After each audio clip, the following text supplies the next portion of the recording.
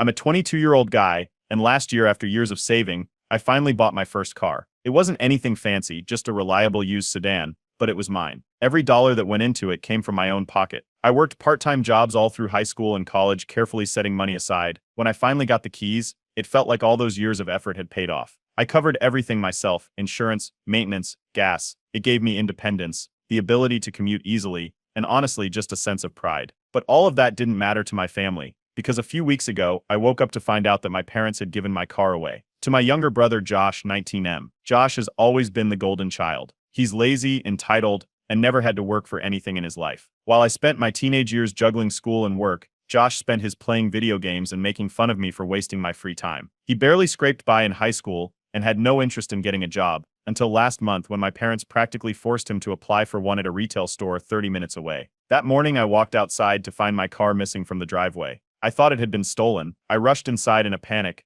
only for my mom to casually tell me that it was fine because Josh had it. Josh had it. She said they'd decided to give it to him as a birthday gift. I thought she was joking, but no, they had literally taken my car keys and let him use it without asking me. Since the car was still in my name, they technically couldn't transfer ownership, but that didn't stop them from treating it like they had. I was furious. I demanded to know how they could do this, and their excuse? You live at home rent-free. I don't even know what that was supposed to mean. I work full-time, I pay for my own things, and I even help with groceries sometimes. Meanwhile, Josh contributes absolutely nothing, but somehow, I'm the one who owes him. I told them they had no right to give away something I bought with my own money. Their response? Josh needed it more than I did. Since he just got a job, they claimed he had no way to get there otherwise. That was complete nonsense. There's a bus that runs right past our neighborhood straight to his workplace. Not only that, but my parents each have cars of their own. They just didn't want to deal with the inconvenience of driving him. When I demanded my car back, my dad doubled down. Josh is your little brother. He needs your support. Family helps family. I was so angry I could barely speak. But then they hit me with the next bombshell. Since I'm still living at home, they expected me to drive Josh to work every day. Not only had they stolen my car, but now they wanted me to be his personal chauffeur. At this point, I was already furious, but I figured I'd do it once, just to show them how ridiculous this whole thing was. I told Josh to be ready at 7:30 a.m. sharp, since I had work too and couldn't afford to be late. He stumbled out of bed at 7:50. I was fuming. He took his sweet time getting ready, then strolled outside at 8:10, acting like it was no big deal. We were already behind schedule, and instead of apologizing, he sat in the passenger seat, pulled out his phone, and ignored me the entire ride. When we finally got to his workplace, I turned to him and told him to at least pitch in for gas. He laughed and said, "You were going this way anyway." Then he got out, left an empty soda bottle in the car, and slammed the door without saying thanks. That was it. I told my parents I was done driving him. I wasn't going to be his unpaid Uber driver while he sat back and acted like the world revolved around him. They did not take it well. Mom immediately turned on the waterworks. I just don't understand how you can be so selfish. Your brother is finally being responsible, and you're ruining his chances. Dad took a different approach. He told me that if I refused to drive Josh, they'd start charging me rent. I just laughed. Rent? Oh, For what? This was never about money, it was about control. They'd never considered charging me before, but now that I wasn't bending over backward for Josh, suddenly I had to contribute. I told them I wasn't driving him anymore, end of discussion. That night, my mom barely spoke to me. Dad kept making passive-aggressive comments about how some people don't appreciate what their parents do for them. Josh? He was the worst. He walked past my room at one point and muttered, "Wow, way to be a team player." I nearly lost it. The next morning I got up early and took the bus to work. It added an extra hour to my commute, but at least I wasn't stuck driving Josh. I started looking at used cars within my budget, figuring out my next move. Later that day, I overheard my parents arguing about how much Josh was spending on Uber rides. Turns out, without me driving him, he had to use his own money to get to work, and he was not happy about it. At dinner, my mom tried to guilt trip me again. "I don't understand why you're being so difficult. It's just a car." I looked her straight in the eye and said, "Then why don't you give him yours?" Silence. And that's when it hit me. They never expected Josh to struggle. They thought I'd just give in and keep driving him. That's how it had always been. Josh got whatever he wanted and I was supposed to just accept it. But not this time. If they wanted to treat me like an unpaid driver, then fine. But I wasn't going to stick around and let them walk all over me. That night, I started looking for apartments. I made a Reddit post about the whole thing. And now I'm wondering, am I wrong for refusing to be my brother's personal chauffeur? The day after I made my Reddit post, it absolutely blew up. Thousands of people chimed in, calling my parents delusional and my brother entitled. Some people even said I should report the car as stolen since it was in my name. Others told me to just pack my bags and leave. By the time I got home from work, my parents were acting weird. Too quiet. Usually my mom would be passive-aggressively sighing about how stressful things were, and my dad would throw in some comment about family duty. But that night, Nothing. Just an eerie silence. I barely had time to sit down before they called me into the living room. Family meeting. They were both sitting on the couch, looking way too serious for my liking. Josh was there too, lounging in my car's keys in his hand like he owned the place. That alone almost made me turn around and walk out. Then came the proposal. They said they'd thought about things and decided that I could borrow my own car. The only catch? I'd have to keep driving Josh to work. I just stared at them. I asked how that was any different from what they'd been forcing me to do already. My mom gave me this sickly sweet smile and said it was a compromise. My dad added that they were being fair. Josh? He just sat there looking smug. That's when I shut it down completely. I told them I wasn't interested. I'd start looking for another car, and under no circumstances would I be driving Josh anywhere. Josh lost it. He jumped up, ranting about how I was so selfish and how he needed that car to stay employed. He actually had the audacity to blame me for his struggles, as if he hadn't just had a free ride handed to him. The moment he started throwing a tantrum, my parents jumped in,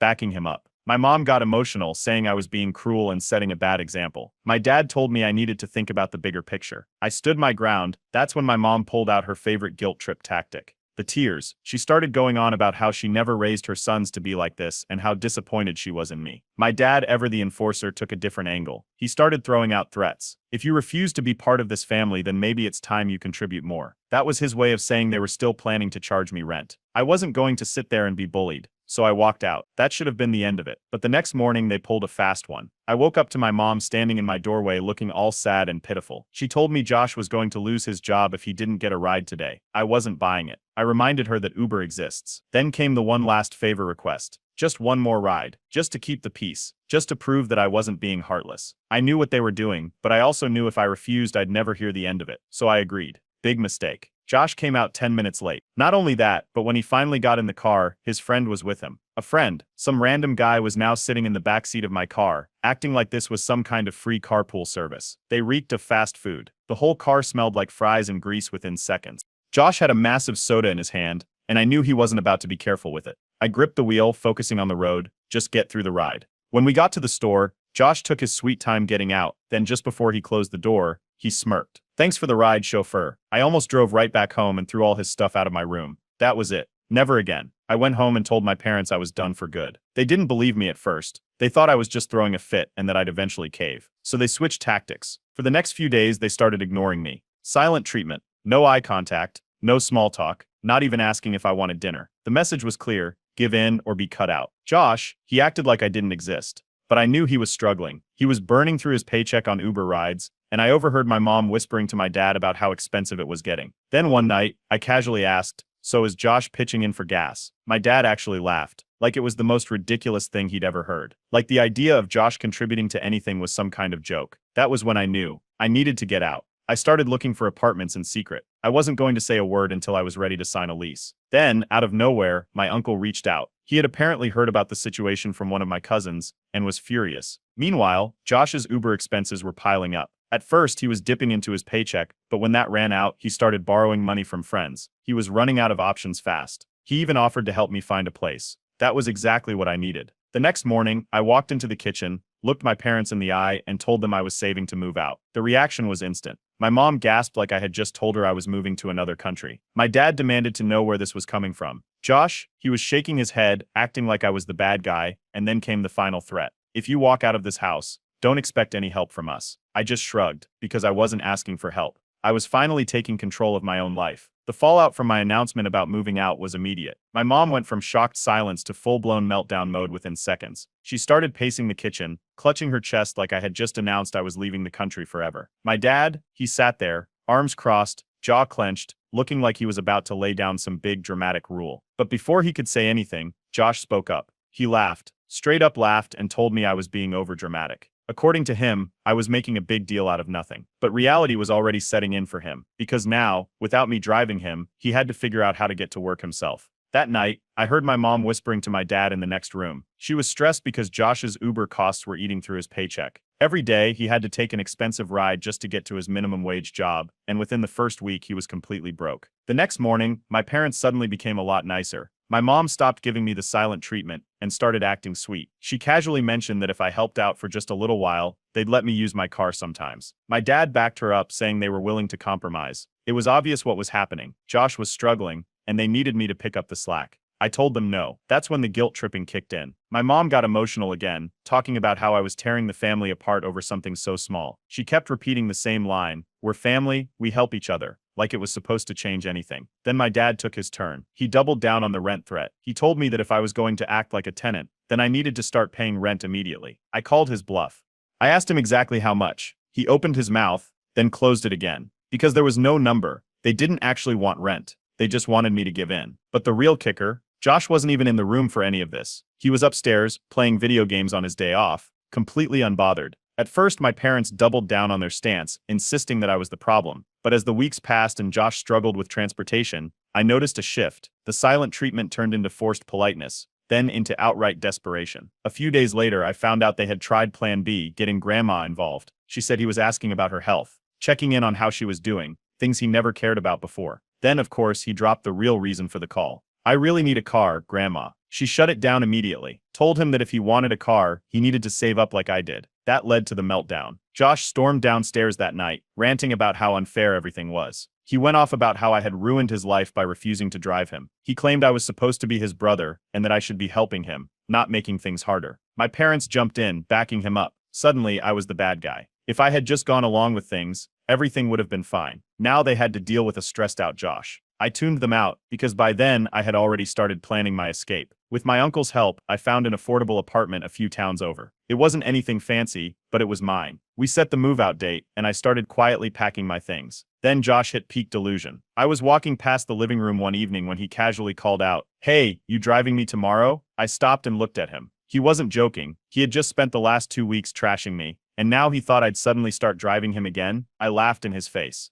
That's when my parents snapped. My mom called me heartless. My dad accused me of not being the bigger person. They were full meltdown mode again, acting like I had personally ruined Josh's future. Then came the final straw. The next day at work, my boss pulled me aside. He looked uncomfortable, like he wasn't sure how to say what he was about to say. Apparently, Josh had called my workplace. He told my boss that I had been acting weird at home, and that he was concerned about me. It was a pathetic attempt to get me in trouble. Luckily, my boss knew me well enough to see through it. He flat out told me that Josh sounded like a desperate kid trying to stir up drama. That's when it hit me. Josh wasn't just entitled, he expected everything to work out for him. When things didn't, instead of owning up to it, he started making excuses. He called my boss, pretending to be concerned about me, but my boss saw through it. It was pathetic. That night, I finalized my move-out plans. A week later, everything was set. The apartment was ready. My uncle was helping me move. I didn't say a word to my parents. I didn't announce it. I just started boxing up my things. The moment they realized what was happening, all hell was about to break loose. Packing had already started. I wasn't announcing anything, wasn't looking for approval. I was just getting my things in order. The move-out date was set.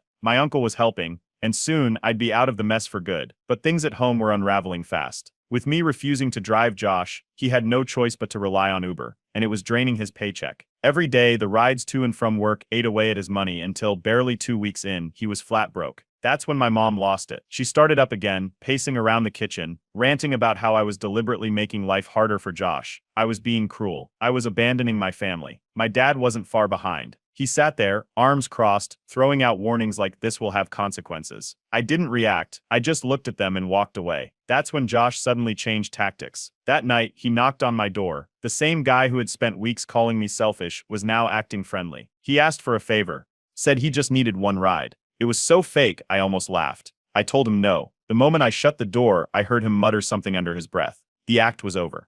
The next morning, my dad tried one last time. He went full, "I'm the head of this house" mode, saying it was time I grew up and helped the family. I asked why he didn't just drive Josh himself. Silence. Josh missed his first shift that day. Overslept, couldn't afford an Uber, no backup plan, and of course he blamed me. That night, they went nuclear. I came home from work and walked into my room. Something felt off. The setup on my desk was wrong. My gaming console, gone. I checked the living room. There it was, sitting on the TV stand. My mom saw me looking and pretended nothing was wrong. My dad casually mentioned that they were keeping it as compensation. Since I wasn't helping the family, they figured they'd take something of mine to balance it out. I asked for it back. Dad leaned back in his chair and just shrugged. Our house, our rules. That's when I decided to be petty. See, the Wi-Fi was in my name. I paid for it. The router was in my room. So instead of unplugging it entirely, I changed the password. When my dad demanded it, I told him they'd get it back when I got my console back. It didn't take long for them to cave. My parents had never bothered setting up their own service since I had handled the bill for years, and now they were scrambling to figure it out. My parents had never bothered setting up their own service since I had handled the bill for years, and now they were scrambling to figure it out. By noon, my phone was blowing up. Mom was losing her mind because she couldn't stream her shows. Dad was angry because his sports weren't loading.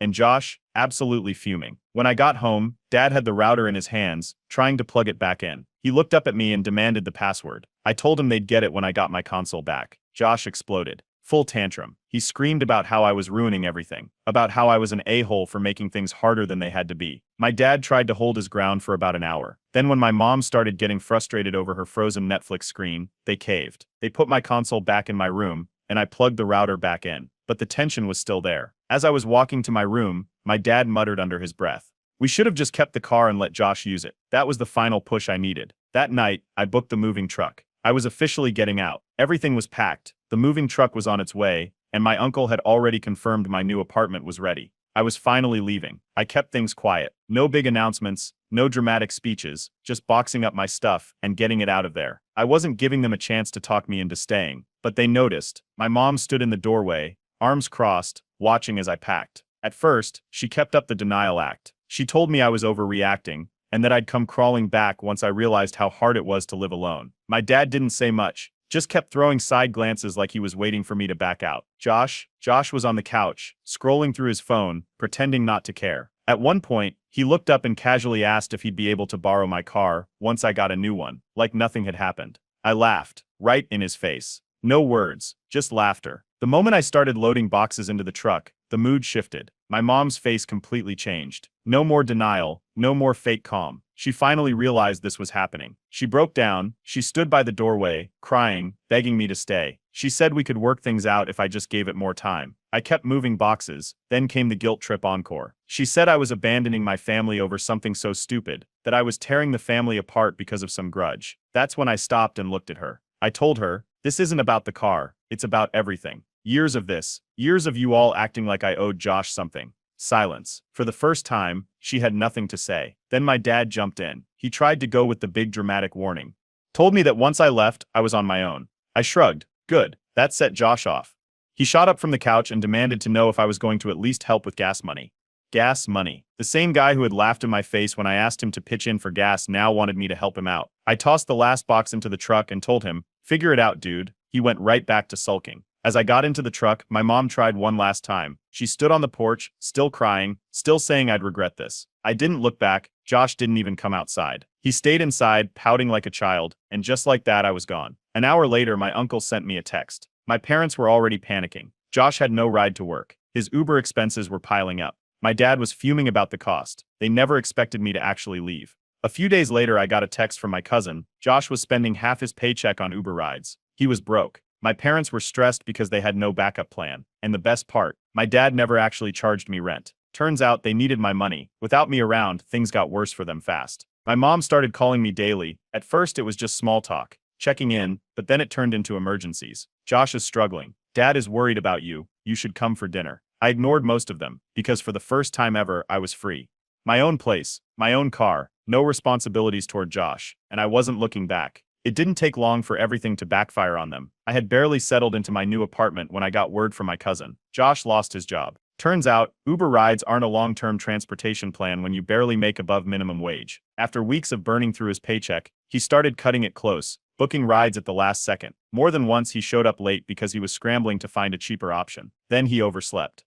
His manager had already given him warnings, and this time, they weren't playing around. He was fired on the spot. Not even a month after I moved out, Josh was struggling with work. His Uber expenses had eaten into his pay, and he was showing up late more often. His manager gave him warnings, but he didn't take them seriously until the day he got fired. I got a call that same night. Mom was furious. According to her, I had set Josh up to fail. If I had just helped out like a good brother, none of this would have happened. I laughed and hung up. The real problem wasn't just Josh. Without me around, my parents felt the hit financially. I had been covering my own expenses, even chipping in for groceries sometimes, and they had taken that for granted. Now they were starting to realize how much they relied on me. I hadn't realized it while I was living there, but they were barely making ends meet. I had been covering my own expenses, even pitching in for groceries sometimes, and without me, they felt it. Josh, of course, contributed nothing. He sat around unemployed, eating their food, wasting electricity, expecting them to take care of him. Then, one night, my mom called again. This time, her tone was different. She wasn't angry. She wasn't trying to guilt trip me. She was desperate. She asked if I could help out for a few months. I didn't even hesitate.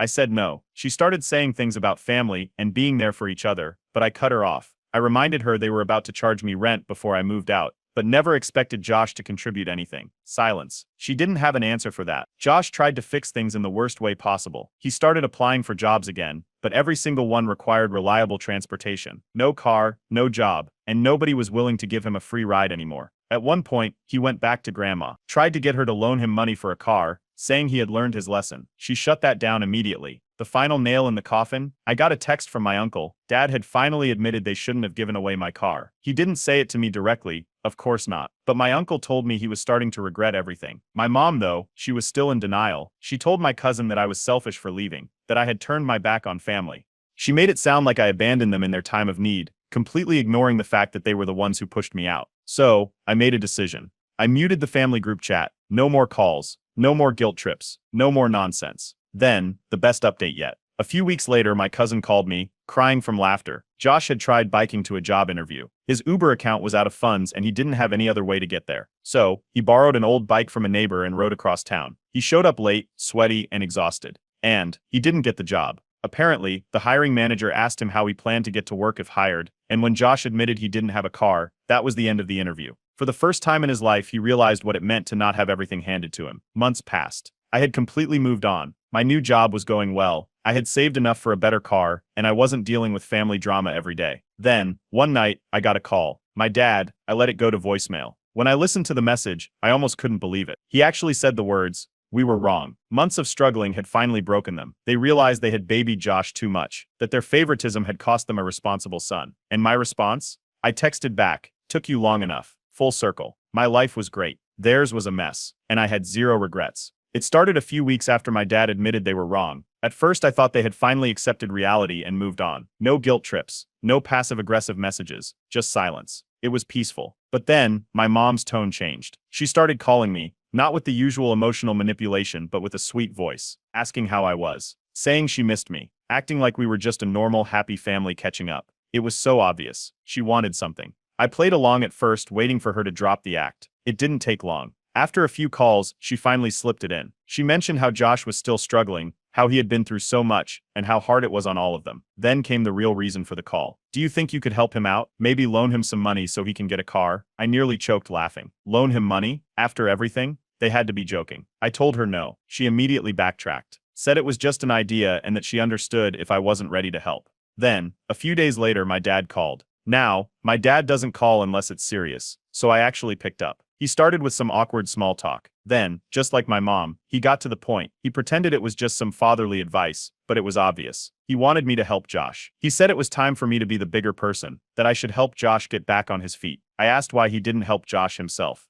Silence. I hung up. Josh, meanwhile, was getting desperate. I found out through my cousin that he was still unemployed and had started borrowing money from friends. His Uber funds were completely dried up, and no one wanted to keep giving him free rides. Then, out of nowhere, I got a text from him. It was some long-winded message about how he deserved another chance and how it wasn't his fault he lost his job. I replied with exactly one sentence. "Bro, you got fired because you couldn't show up on time. That is your fault." Then, I blocked his number. Mom tried a different tactic. She called again, this time with a fake apology. She said she finally understood why I was upset about the car situation. She admitted they handled things poorly. I wasn't buying it. I told her it was too little too late. She immediately switched back to guilt mode, saying I was turning my back on my family. I hung up. That's when Josh tried the family group chat. He posted some long dramatic message about how I had never really cared about him. He claimed I was selfish for leaving him behind. My cousins weren't having it. They started roasting him in real time. One of them pointed out that he had everything handed to him and still messed up. Another cousin reminded him that he laughed when I asked for gas money, but now expected handouts. Josh left the group chat. Then, my parents got desperate. Since I wouldn't give Josh money, they asked if I could at least help him find a job. I told them Google exists.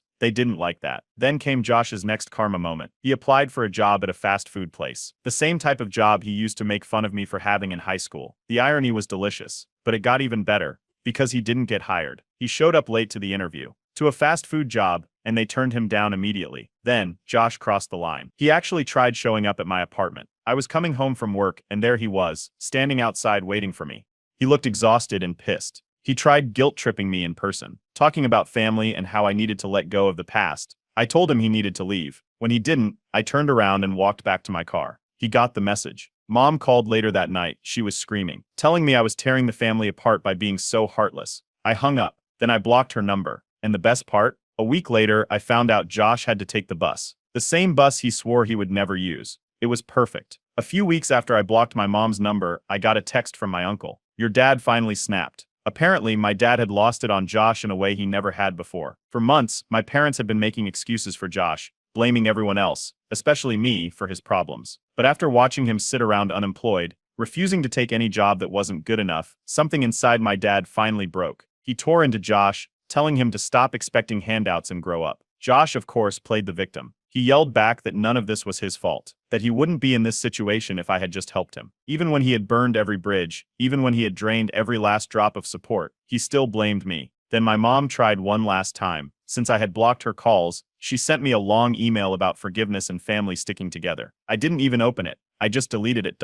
Then, the final blow for Josh. My uncle let me know that my parents had finally cut off his Uber expenses. Not because they wanted to, but because they literally couldn't afford it anymore. The financial strain had become too much, and even my dad was starting to admit they had made a mistake by enabling him. For months, my mom had secretly been covering his rides, even though they were already struggling financially. She just couldn't say no to her golden child, but when my dad finally snapped, he cut him off completely. Josh lost it. He started screaming at them, demanding to know how they could do this to him. My mom, of course, tried to calm him down. She cried about how she didn't understand what had happened to her sweet boys. She acted like the whole family had somehow fallen apart on its own, as if they hadn't spent years enabling Josh and pushing me away. But this time, my dad didn't back down. He told her the truth, that they had spoiled Josh rotten, and it had finally caught up to them. That was the last straw for Josh. He stormed out of the house and started couch surfing with friends. He refused to take a minimum wage job, and nobody wanted to support him for free. He burned through every favor, every ounce of sympathy, until he had nowhere left to go. Meanwhile, I was living my best life. My apartment was quiet. No one was barging into my room. No one was guilt-tripping me. I worked, I saved, I spent my free time however I wanted. Then, for fun, I posted one last update on Reddit,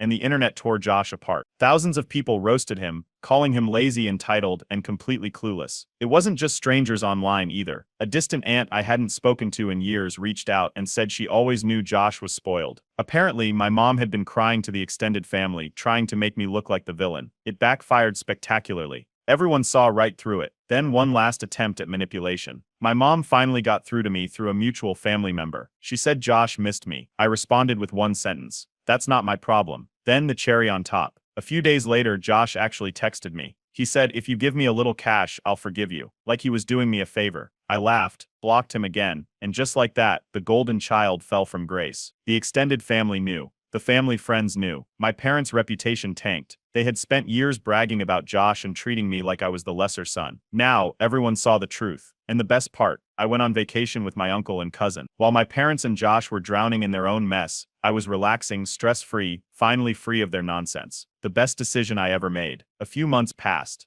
I had completely moved on. No drama, no guilt trips, just peace and quiet. Then, one day, I got a text from my cousin. You're not gonna believe where Josh is working now. Turns out, after burning through every option, Josh finally got a job at a gas station. The same exact gas station I worked at when I was 16. The irony was so perfect I had to sit down. The guy who used to make fun of me for taking a loser job was now wearing the same uniform, doing the same shifts, making the same barely above minimum wage paycheck. Of course, Josh had a different version of the story. When the extended family found out, he started damage control immediately. He told everyone it was just temporary until he landed a real job. He made it sound like it was all part of some grand plan. Nobody believed him. And the best part? My mom stopped bragging about him. For years, she had gone on and on about how Josh was destined for bigger things. Now, silence. Then, I got another update from my uncle. Apparently, my dad had fully flipped. The same man who had once threatened to charge me rent, who told me I was being selfish, was now admitting that I was right all along. He told my uncle that Josh had wasted every opportunity handed to him, that letting him take my car was a mistake, that he should have backed the responsible son instead of the entitled one. I couldn't believe it. Too little, too late, but still. Meanwhile, Josh had a new persona. He started posting motivational quotes on social media. Hustle hard. Sometimes you have to start from the bottom to reach the top. Stay grinding, like he was choosing this struggle, like he hadn't been forced into it after burning every bridge. I watched from the sidelines, shaking my head. Then, the most unexpected DM slid into my inbox. Josh's ex.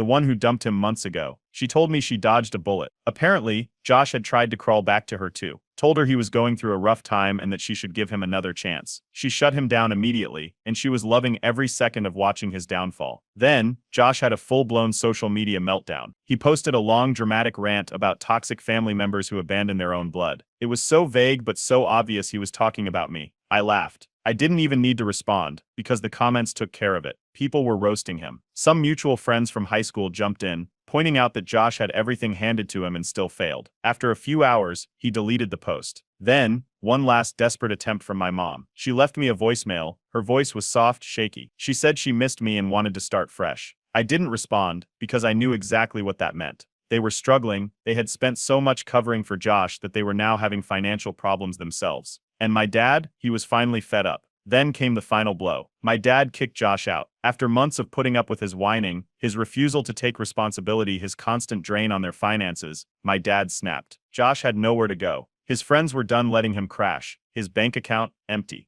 And then of course he reached out to me. A long message about how we're still brothers and how he just needed a place to crash for a bit. I replied with one sentence. Nah man, you live under your own roof, your own rules, right? Then I blocked him. Josh ended up finding a random roommate off Craigslist. For the first time in his life he was paying rent, struggling, living the reality he thought he was too good for. As for me, the best decision I ever made was walking away. At first I thought losing my car was the worst thing that had ever happened to me. Now, it was the best thing that ever happened, because it freed me from them.